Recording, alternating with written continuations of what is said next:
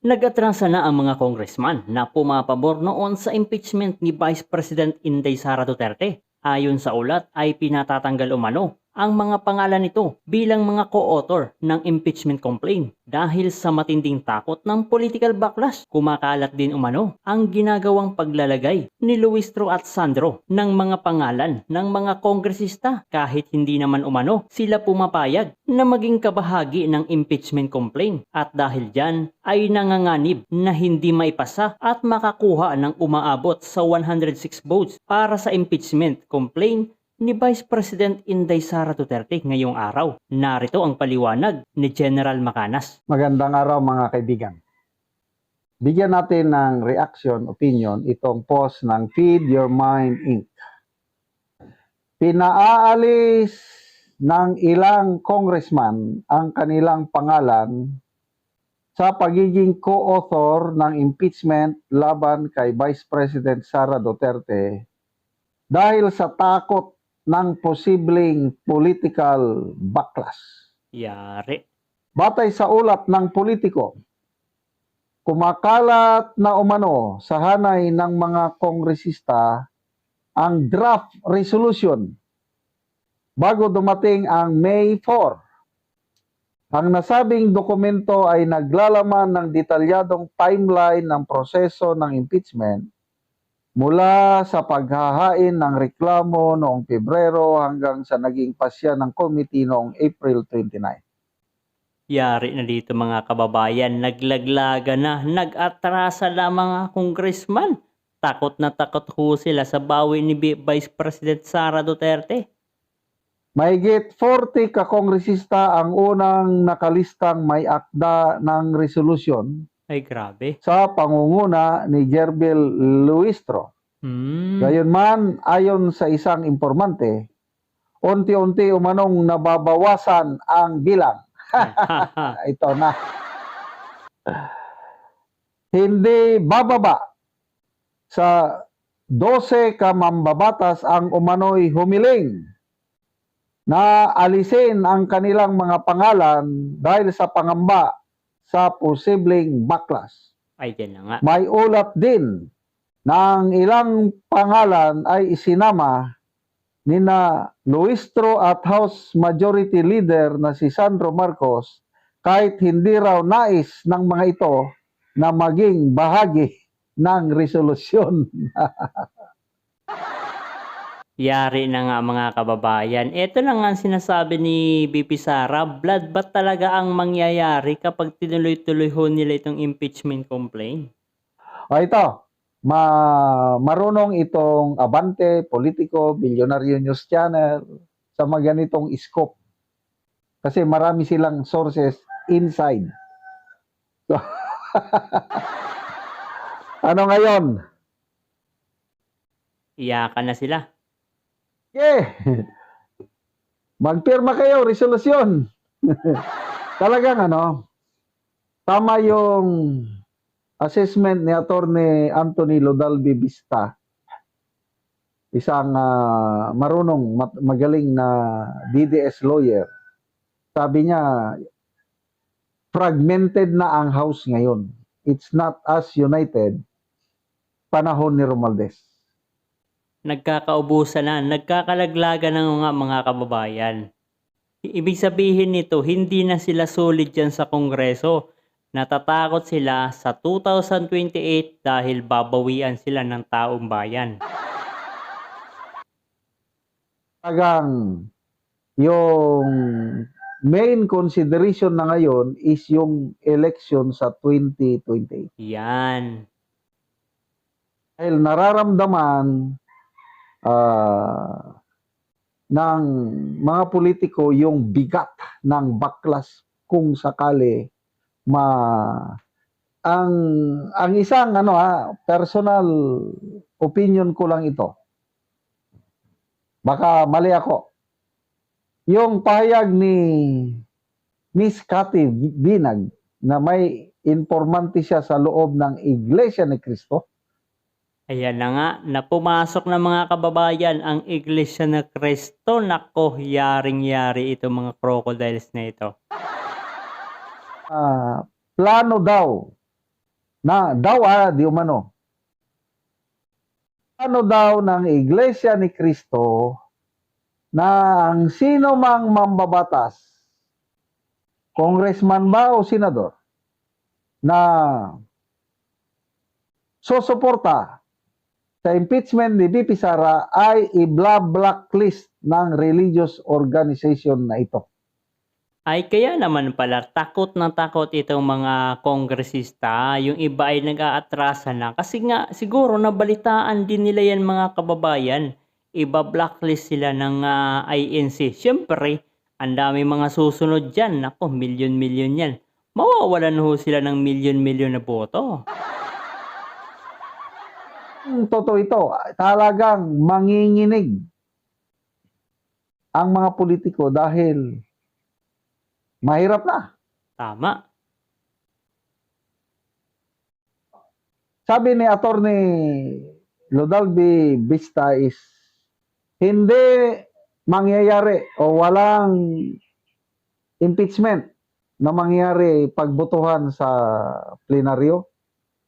Hindi makakabot ng 1/3, sabi ni Attorney Vista, dahil nga is malapit na ang election 2028, malapit ng mga politiko na unti-unti nang Magkakalasan. kumakampi sa Duterte. Tama. Yan na nga, ayaw nilang Ayaw nilang matalo mga kababayan. Ay lalong-lalo na kapag ilang mga religious organization mga kababayan katulad lang ng INC, ilang milyon ho ang posibleng mawala sa kanila. At ang mga milyon-milyon natin mga kababayan sumusuporta sa mga Duterte, panigurado yan mga kababayan. Laglag ho sila. Kaya natatakot din ito mga kongresista, lalong-lalo na yung mga buwayang ito mga kababayan. ayaw nilang maging biktima ng hagupit ng galit ng mga nagmamahal sa mga Duterte. Tama. So, I hope na tama ang assessment ni Attorney Vista na walang 1/3. Akin naman is may 1/3 wala. Okay lang sa akin na matuloy na ang impeachment trial. So yan din ang inaabangan ng sambayan ng Pilipino, no? Para talagang lubusang mapahiya itong mga crocodiles na ito. Lalong-lalo na yung gumawa ng kwento laban kay BP Sara doon sa Kongreso. Walang chance yung defense team ni BP Sara na mag-question at magpaliwanag dahil hindi naman pagbibigyan itong mga crocodiles na ito. So sa Senado talaga ang sinasabing bloodbath na talagang hinihintay ng sambayan ng Pilipino. Kasi itong edad ko na ito, gusto ko ulit makapanood ng impeachment trial. Yung napanood ko noon, tandang-tanda ko pa, CG Corona era, ang galing ng mga balitaktakan. Lalo na noon si late Senator Miriam Defensor Santiago, siya tumatak sa akin na pinapagalitan niya yung mga prosecutors. Pinapagalitan niya talaga. Kaya, ma-impeachment o hindi, okay lang sa akin. Ay kung walang sufficient number, edi okay na. Panalo na tayo. Kailan kung meron man, sige tuloy, bloodbath tayo sa Senado. Total, dami nang nagsasabi na wala silang enough numbers. Panigurado na yan mga kababayan. Panalo na si BP Sara. Pagdating sa Senado, sa Congress, itong mga buhaya, pagdating sa Senado, lamang ho yung mga sumusuporta kay BP Sara Duterte. Yes, panalo na. Senado sila. 16 votes ang kailangan nila at kulang na kulang sila. Kaya nga, sabi ni retired Justice Ascuna, dahil alam nilang matatalo sila sa trial sa Senado, kaya ginawa na nila yung nangyari sa House hearing na inilabas na nila lahat ang mga Ang ginawa nila sa hearing mga kababayan, siniraan lang talaga si VP Sara kahit lahat ho ay scripted at walang katotohanan. Mga ebidensya nila, sinubukan nilang maglagay ng patibong kay BP Sara para mag-attend.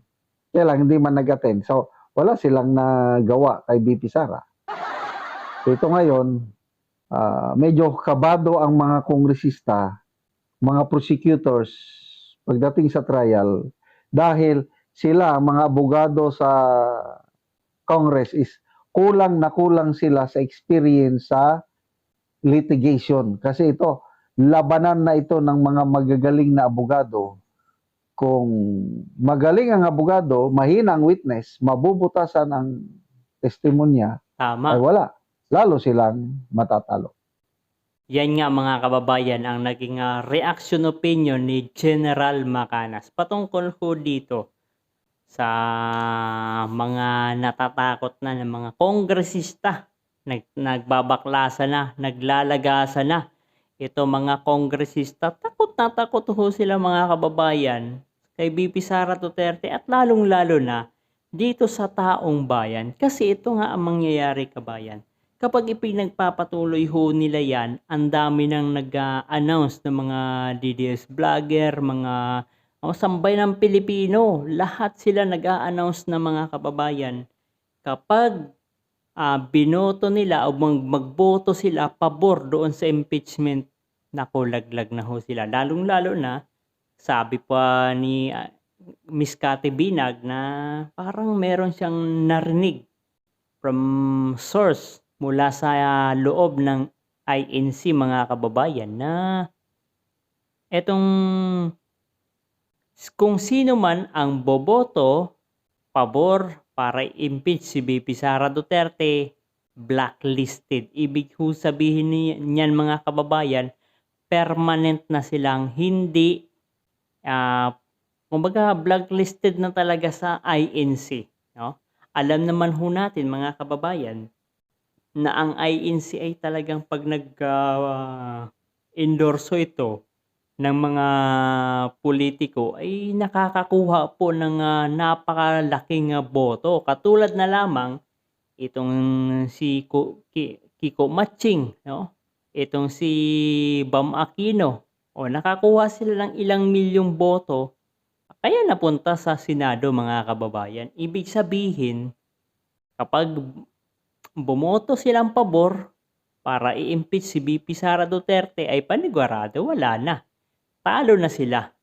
At sa panahon na yan mga kababayan, mas kukunti ho yung kapangyarihan ho nila kasi wala ho silang pwesto. Yari ngayon sila mga kababayan. Pag naging presidente ho si Inday Sara Duterte, sabi pa naman ni BP Sara mga kababayan is may kinausap na ako na magiging vice presidente. Siya ang mag-iimbestiga sa lahat ng mga kurakot, mag-iimbestiga sa mga nakawan sa gobyerno. Ayan na nga mga kababayan. And nakikita namin o nararamdaman ng sambayan ng Pilipino, walang iba na posibleng i-recruit bilang vice presidente o katandem ni BP Sara Duterte. Walang iba mga kababayan kundi si Senator Rodante Marcoleta. Siya lang naman ang matapang mga kababayan na nag-iimbestiga sa Senado na hinaharap ho talaga itong mga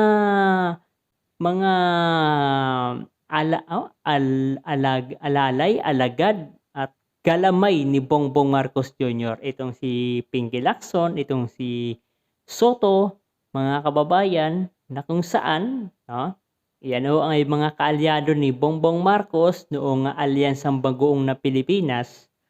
Ngayon, siguro, yari na talaga sila. At kung magkataon, posibleng imbestigahan din itong si Lacson, imbestigahan din itong sino bang pwedeng imbestigahan dyan, no? Ng mga politiko, lalo na mga kababayan. Ang talagang inaabangan ng sambayan ng Pilipino ay itong makulong ang mga congressman.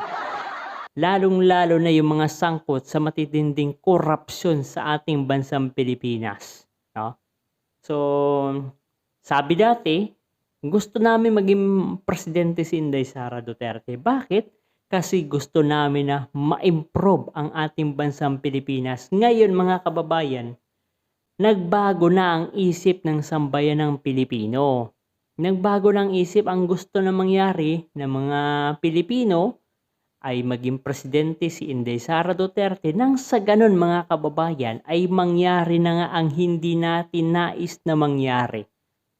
Ang ikulong itong mga kurakot na mga politiko, na mga congressman sa kanilang mga proyekto na napunta lang pala sa kanilang bulsa. So, isa na ho dyan, mga kababayan, si Saltico, si Romualdez, at idamay na ho natin si Bongbong Marcos, mga kababayan. Sa ngayon ay talagang immune siya sa mga kaso. Ang tanging lang pwedeng gawin ng sambayan ng Pilipino, pati mga congressman, mga senador o mga kongresista ay impeachment complaint. Kaso, sa impeachment complaint naman, mga kababayan, laban kay Bongbong Marcos Jr. ay wala. Kahit masasabi natin sufficient yung evidence, sasabihin nilang insufficient.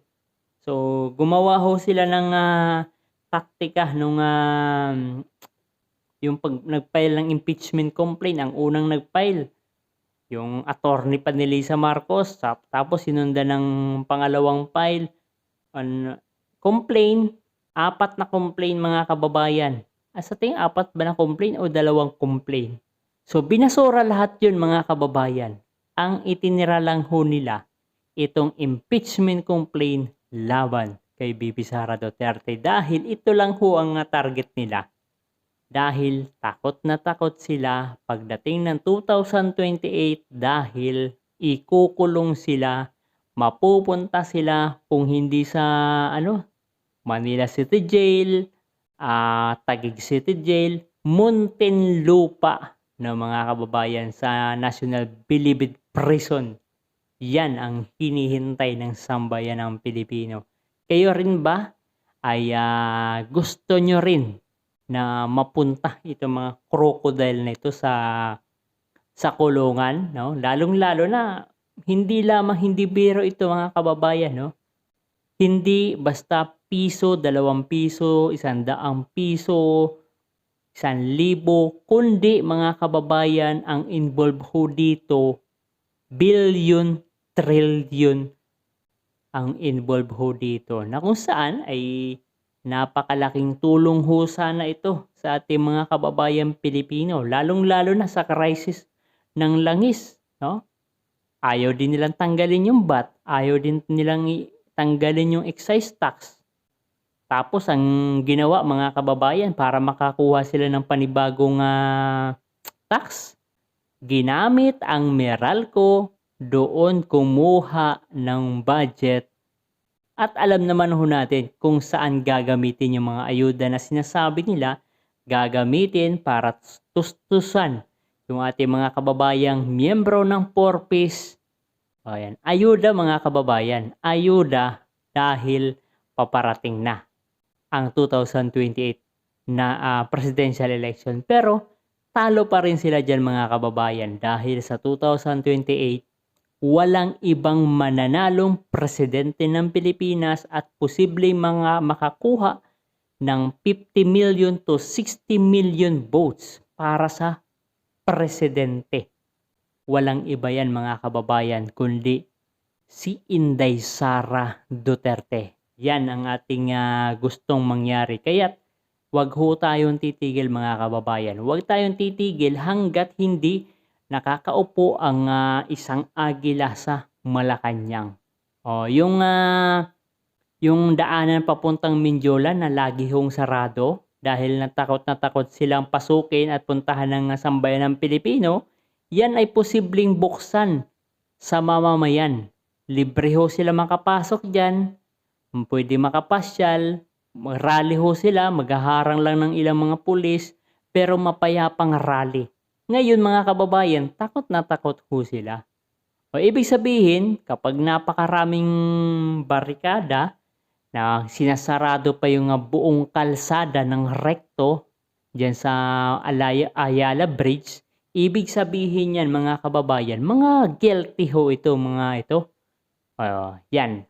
So hanggang dito na lamang mga kababayan at napakarami pang mga kaganapan na ating aabangan sa mga susunod na araw. At ngayong araw pala, abangan ho natin ang magiging update dito sa posibleng maging botohan o makaipon ho sila ng 106 votes at nang masimula na ang sinasabi ni BP Sara na bloodbath at susuporta ho tayo kay Vice President Inday Sara Duterte.